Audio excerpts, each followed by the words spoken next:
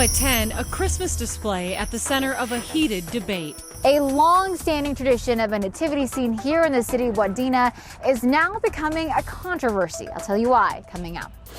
A huge change-up in the weather. A storm coming out of the Rockies, packing strong winds, heavy downpours, and much colder air. I'll have the details. And Minneapolis teachers take on safety concerns in the classroom. We are requesting a working session with members of the school board.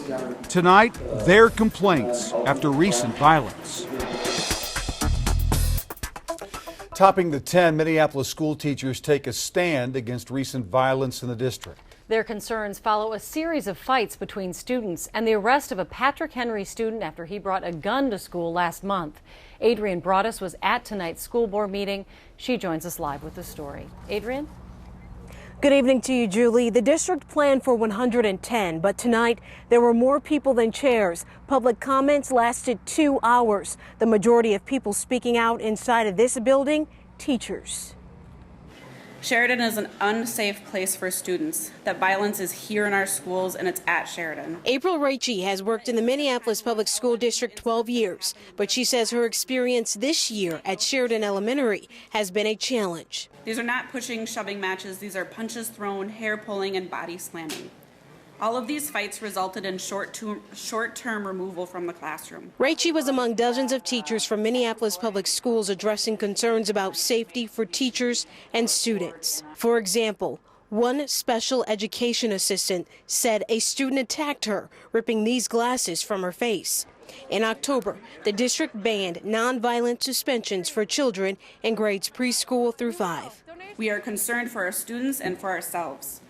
We are here today to request your help.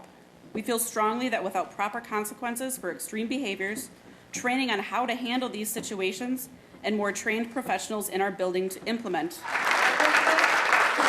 We want to work with you to identify ways to address student behavior and safety in our buildings.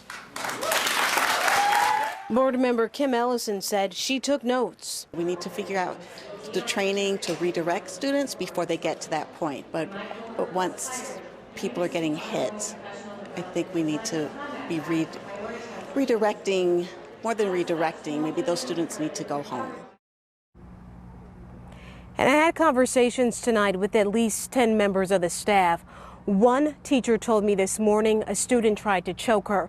Another teacher said in recent weeks a student threw a chair at her 3 times, bruising her leg. Now, a spokesperson with the district said some of the stories we heard tonight are extreme cases, and the district spokesperson said those stories aren't representative of what's happening in all the schools across the district. Julie and Randy? Well, I hope they're extreme cases, but Adrienne, I'm wondering, some people were holding signs that said transparency. Are they feeling like the district is not being forthcoming about what's really happening, or what does that sign mean? Julie, there were at least 22 people who spoke out tonight. A lot of the folks you saw holding those transparency signs said they want to know everything that's going on, and those transparency signs were linked to another topic. Okay. Thanks so much, Adrienne. Certainly a story we'll have to continue to follow. Thank you.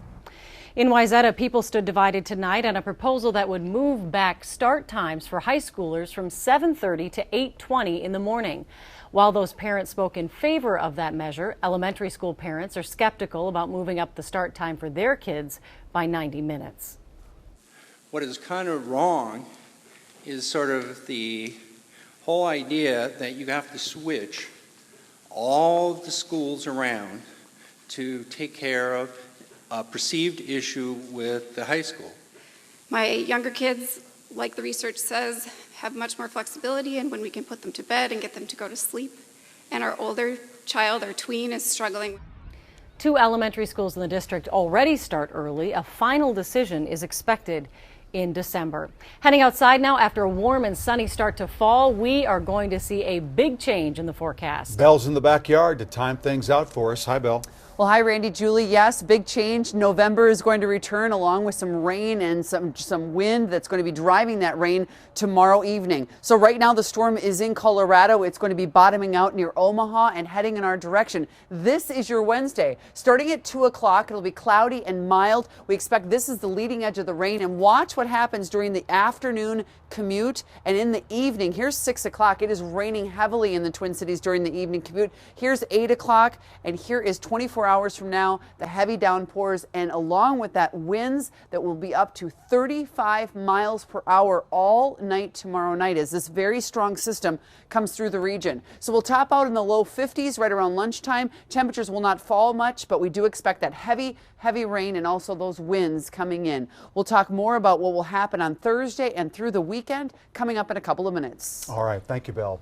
The holidays will look different in Wadena, Minnesota this year thanks to a debate over the city's Christmas display. Bua Zhang was there as city leaders determined its fate. She has the story from Wadena, all new at 10. Just weeks before the holiday lights go up in Wadena, city leaders faced a crisis. I want to see the nativity scene. Mayor George Dice says for as long as anyone in Wadena can remember, this nativity scene has been displayed at Burlington Northern Park. It used to be in the band shell, but was moved to the heart of the park last year and caught the eye of a resident. They were offended by the fact that we had put it out on city property. Dice argues the display is not about religion. When something is put up that many years, it becomes a tradition to the city. But a group from Wisconsin called the Freedom from Religion Foundation says that the nativity scene that so many residents here have come to love actually violates the Constitution. They claim that the scene does not separate church from state. There are a number of traditions that should be stopped, and those are ones that violate the Constitution. So no matter how long they've been perpetuating this illegal display, now's the time to stop it, now that they're aware of it. At a packed council meeting, city leaders weighed their options as resident after resident begged them to keep the display. We always took our kids to see it, so to me it's something that's always been. The council voted hesitantly but unanimously to donate the display to the local ministerial association. The mayor says they may have been forced to break with tradition, but they never meant to break the law. I'm sure we're not the first small town in the United States to face this, and I'm pretty sure we're not going to be the last. In Wadena, Bua Zhang, KARE 11 News. Well, the Freedom from Religion Foundation gets dozens of similar complaints across the country every year. They are currently suing a county in Indiana over its nativity scene. The latest GOP presidential debate is wrapping up in Milwaukee, put on by Fox Business Channel.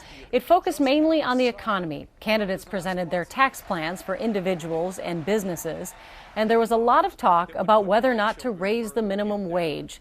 When asked about the idea, which included a mention of the marches across the country this morning in favor of raising the minimum wage, Ben Carson and Donald Trump said they would not raise it. Taxes too high, wages too high. We're not going to be able to compete against the world. I hate to say it, but we have to leave it the way it is. People have to go out, they have to work really hard, and they have to get into that upper stratum. As far as the minimum wage is concerned, people need to be educated on the minimum wage. Every time we raise the minimum wage, the number of jobless people increases. It's particularly a problem in the black community. One hot point tonight centered on immigration. Trump renewed his call for a wall along the Mexico border. Ohio Governor John Kasich shot back, calling it a silly argument. In just 50 days, the state could decide to add chronic pain patients to buy medical marijuana in Minnesota. And today, those people and their families advocated for the change at a public hearing. A retired nurse says her $300 a month Lyrica prescription no longer relieves her pain. Now she's looking for an alternative. And I'm pleading with you. I don't know if it'll work or not, but I do know that I've been off label on 2 drugs now, and they're not working so well. The health commissioner will decide by January 1st whether chronic pain patients will receive access to medical cannabis. Still ahead at 10, Belle's back with a look at the incoming rain in our full forecast. Plus, meet the Twin Cities fishermen who reeled in a whopper on Mille Lacs. And trekking to the polar bear capital of the world. Tonight, Sven is heading north of the border.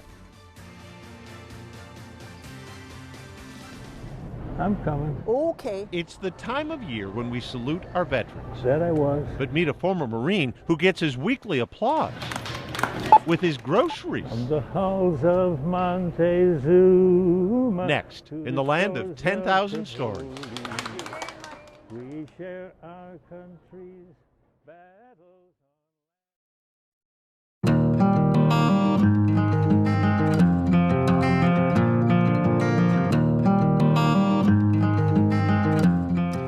Tomorrow, America will celebrate Veterans Day, a salute to the men and women who have served our country.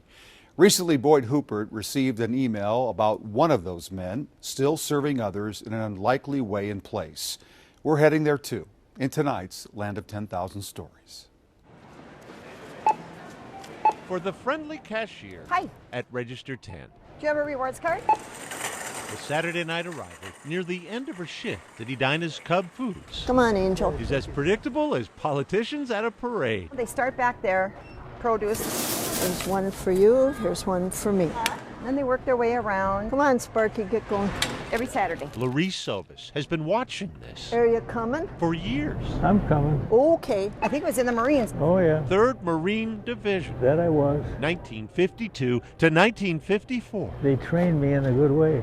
Yeah, they sure did. Ronnie Steffen and his wife Ann Come on, sugar. are deserving of recognition, I've known him since I was 10. which will be coming You'll see. after Larice scans their groceries Hi, Ann. and everyone else checks out this. From the halls of Montezuma. It all started about 3 years ago, just another Saturday night. Our country's battle. She was writing out her check and he stopped and just started singing to me. The bells are ringing for me and my gal. Out of the blue. With my heart in my hand. Larice was Ronnie's first. I'm yours. But soon he was serenading You are good.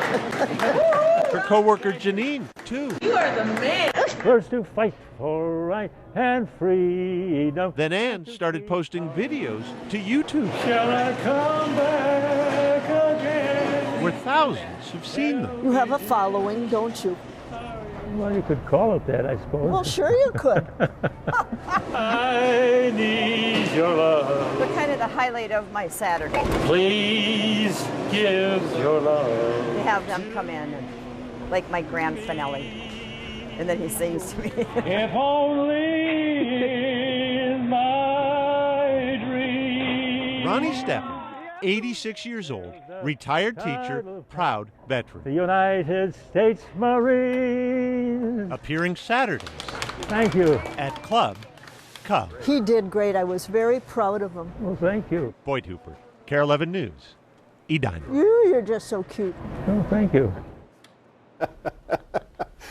Oh, gosh. Ronnie and Ann so love the Edina Cub Food Store, they drive all the way from their home in St. Paul to shop there. I love that. That's such a great Fabulous. Especially love that she's calling him Sugar. Come on, Come on, Sugar. He's got a lovely voice. Yes, he well does. done. Saturday night tradition. I Love guess it. everybody I think can more change their people- Saturday night I know, plans. more people are going to be there. They're going to be busy at Cub. Oh, man, that was Oh, my good. goodness. Okay, let's take a look at how beautiful today was, and then we'll talk about the big change. What a beautiful, balmy November night it is right now. Let's take a look at those temperatures. 61 was the high today, 63 in Blaine. And as you probably saw us on social media today and also at the 6 o'clock news, a year ago today, we had a huge snowstorm that we were still recovering from. In fact, they were digging out in Cambridge with 16.5 inches of snow.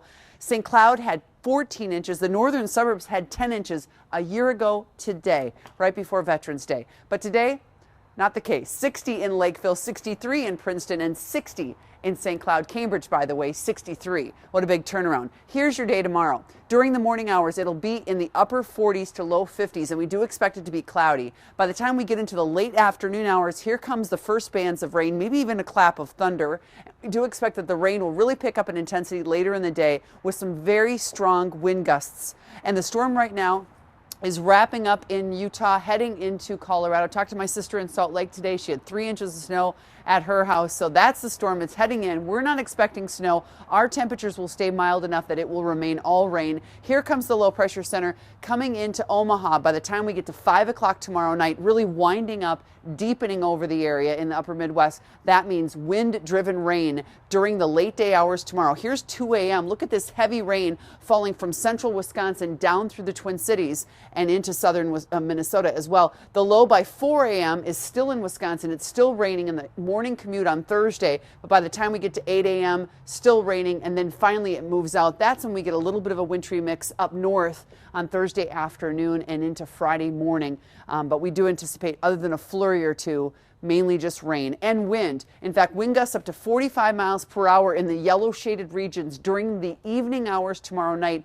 all the way through Thursday morning. So this is the wind forecast. You can see winds tomorrow night, 2 a.m., 38 miles per hour for a wind gust potential. By 7 a.m. Thursday, it is still very windy across the region. So for tomorrow, 53 for a high. That'll be early on in the day. And then here comes the precipitation. Again, the rain comes in the afternoon and exits in the evening hour, or exits in the early morning hours. So it's mainly an evening to early morning event with precipitation adding up.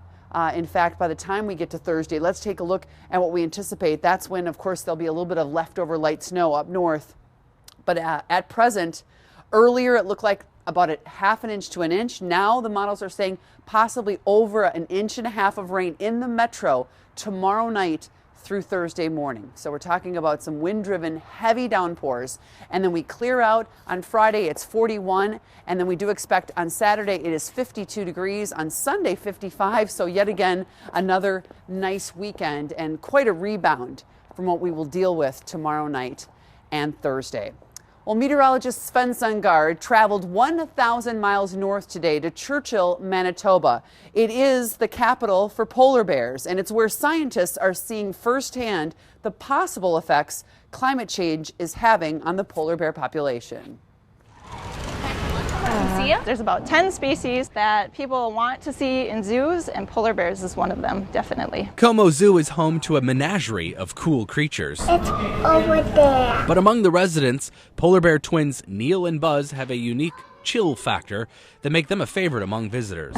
These guys wander their exhibit at a laid-back pace, breaking up time spent on land There he goes. with the occasional crowd-pleasing dip in the pool. Oh, he's gonna dive in. By providing people with that face-to-face contact with the animals, it really inspires them to have concern for the animals in the wild, and that people are more likely to take action to help them. Nearly 1,000 miles to the north, near the remote town of Churchill, Manitoba, Neil and Buzz's wild Canadian counterparts are beginning their annual migration from the mainland to soon-to-be frozen Hudson Bay. What the bears are doing is they're gathering and they're just waiting for that ice. They haven't eaten.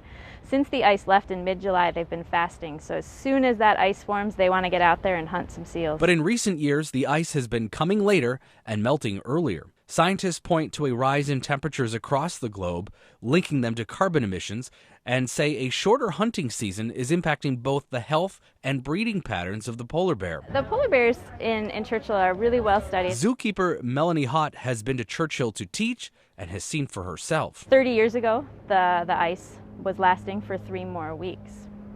And that makes a big difference.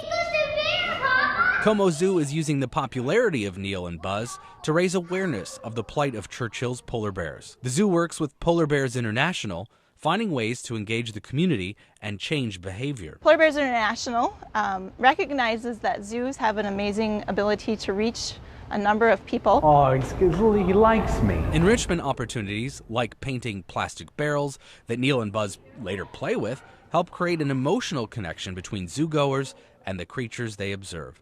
And when humans connect, they're more likely to act. We need to pay attention to our climate. We need to read the signs that we know for a fact are happening. Whether we're causing it or not, I know that's controversial, but it's happening, so we need to do what we can. Well, Sven and photographer Rob Collette actually landed this evening, and they will start their reports early on sunrise on Thursday morning at 6 a.m. And you can follow their progress on Twitter using the hashtag #ExploreWithSven. Pretty cool. Yeah, I could just watch video of them all day. They're so fascinating to watch. So we'll be looking forward to those reports. We will be. Thanks, Val. All right. Coming up in sports, the Wolves host Charlotte with a couple of stars on the bench. And the Wild take on the Jets at the X, and they look pretty good tonight. Highlights next.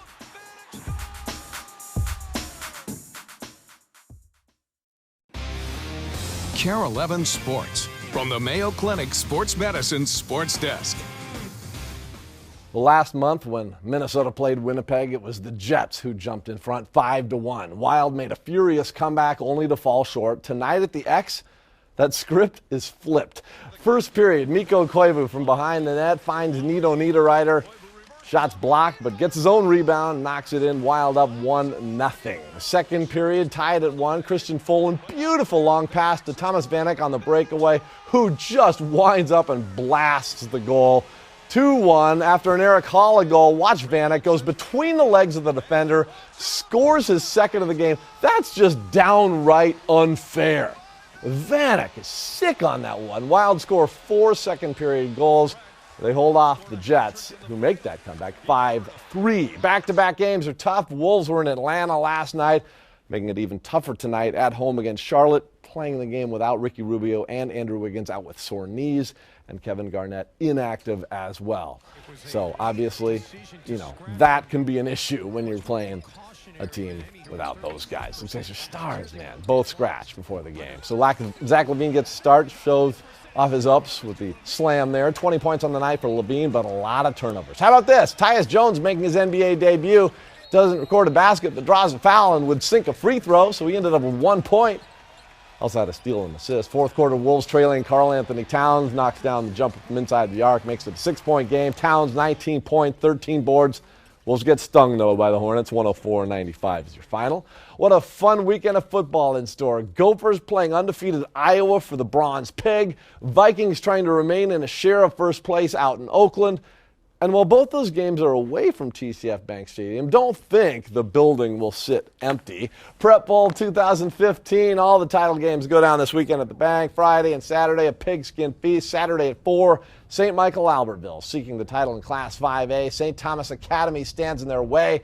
The Knights coming off a thrilling victory over the defending champ Mankato West. Now looking for the ultimate prize come Saturday. Really gratifying, I'd have to say, just because we lost those last 2 years, and it was really a tough moment for the seniors of the last previous classes. Something we've only done once before here in 1999 when I was very little. So we have an opportunity to do something St. Michael has never done before. Baseball announcing 3 finalists in each league up for postseason awards. Miguel Sano, one of 3 up for AL Rookie of the Year. Paul Molitor up for Manager of the Year. Twins make a roster move, too, sending Chris Herman, the backup catcher, to the Arizona Diamondbacks for minor league outfielder Daniel Palka, a 24-year-old who was in Single A this year. Big get there. I'm just kidding. That's sports. KARE 11 News back after this. I knew it was a big fish, set the hook, a couple more hook sets and kept stripping, and then the fish turned broadside, and then I knew it was an absolute giant. Yes, it was. For the first time, a Twin Cities man is talking about the fishing trip that reeled in his biggest fish to date. Robert Hawkins snagged this muskie on Mille Lacs yesterday. 57 inches long, 26.5 inches around. Robert believes it is a world record fly fishing catch. He caught it using one of his own flies, which he makes at his Lake Elmo fishing shop. That's good for business, I bet. Yes, Robert says he hopes to have a bigger fish tail to tell after he goes saltwater fishing. And he released that fish back into the lake. That thing mated with a marlin or something. It's swimming in there tonight. That's a shark. Swimming in there tonight. That's what I did. Let's go swimming. Let's go swimming. See you tomorrow.